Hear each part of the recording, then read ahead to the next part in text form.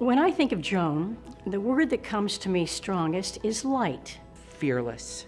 She is not afraid to confront very difficult issues, very provocative issues. She's a religious figure. She's a figure who is inspirational to women and humanists generally. I think in this time we need someone who can deliver a message of hope, and it's a message for every man and every woman. Anytime I've ever heard her speak, and I've read some of her writings, she speaks to everyone. I don't think I've ever met a human being who can either be in a situation or observe a situation and then reflect on it and find an insight into it that nobody else finds. And then she has an ability to articulate that insight in such a way that you pull back and you say, wow. The life that she leads, the message that she gives, speaks only to hope. And to me, I think the thing that we need most today is hope. She knows what goes on in a community, particularly a community that is struggling somewhat. In my mind, there's no one that does God's work more than the Benedictines, of which she represents. At the heart of Benedictine monasticism is community. Wherever Joan is, a crowd gathers. Joan creates community. She traveled to 47 states, 56 countries, 6 continents, and 3 islands to promote peace, nonviolence, and justice.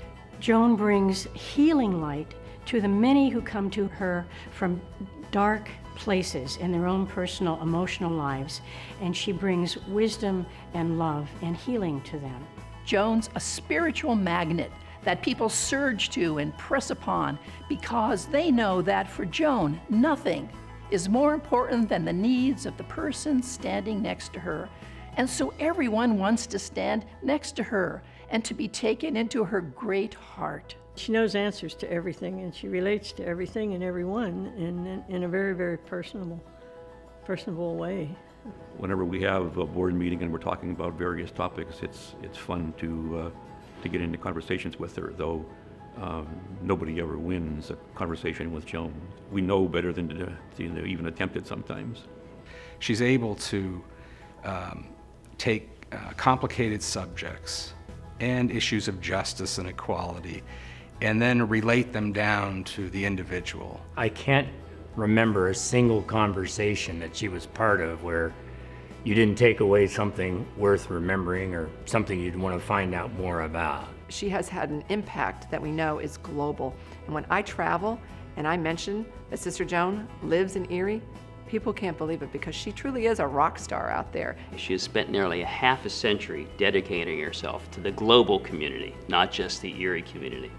Her impact has been felt far beyond northwestern Pennsylvania, having developed a worldwide network of women peace builders. Whenever I hear her speak, she just reminds me that we should all be doing more to work hard to promote peace. Joan has a very unique ability to introduce new ideas and fresh perspectives to notions that, although time-honored, make little sense in a modern society. She's used those skills to encourage community leaders to rethink their responsibilities to those in poverty. I get choked up when I think of all she does for humanity, but all she does for the women's movement in our country. She's just a great human being, and we feel honored that we're some of her best friends. Joan is worthy of the Dahl Award because she continues to be Joan in everything she does. She gives and she never stops giving. And isn't that what it's all about? When I think of Sister Joan, I think of the quote, "Live simply so that others may simply live." Whenever I see Sister Joan, I feel like I'm about 1/8 of an inch tall. Because she's my height, but in stature, other than physical stature, she's a giant among giants. I think it's that she speaks from the heart, and she just has a gift. Oh, yes. And she is able to communicate that so beautifully to everybody and be such an inspiration. Joan makes me feel happy. She walks into a room with her arms open and a smile on her face, and she wants to give everybody a hug and a greeting. That's Joan. She's got a charisma that most people simply don't have, and it's just natural with her. She lights up a room, she's got an outgoing personality. She will make everyone in that room feel important and unique and special, and she does it with everyone, which is really, truly a gift, and she's so sincere about it. She makes you feel valued. She makes your words feel valued. She makes you feel funny when she's one of the funniest people I know.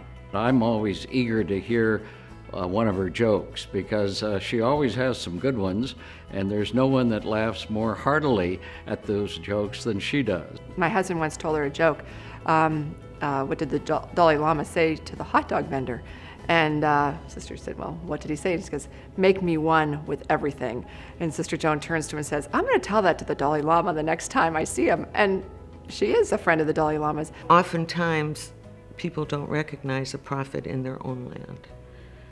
And it's wonderful that she's getting this recognition, because finally, the prophet is being recognized. She's very comfortable walking in the corridors of power, nationally and internationally, yet she always, always remembers her roots. Sister Joan is Erie's ambassador to the world. People want to be around her. They are motivated by her, they are inspired by her, and for this reason, Joan deserves the Edward C. Dahl Community Service Award.